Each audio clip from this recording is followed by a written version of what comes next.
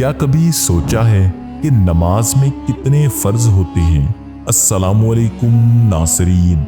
नमाज में कितने फर्ज होते हैं जिसमें से अगर किसी एक को भी ना किया जाए तो नमाज दोबारा अदा करनी पड़ती है।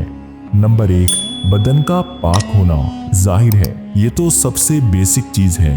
नंबर 2, कपड़ों का पाक होना। नंबर 3, सित्र यानी औरात का ढांपना, पाँव के टखनों को ढांपना। नंबर 4, नमाज की जगह का पाक होना। नंबर 5, नमाज का सही वक्त होना। नंबर 6, किबले की तरफ रुख करना। नंबर 7, नमाज की नियत करना। नंबर 8, तकबीरे तहरीमा। नंबर 9, क़याम यानी खड़ा होना। नंबर 10, किरात। नंबर 11, रुकू। नंबर 12, 2 सजदे। नंबर 13, अत्तहियात।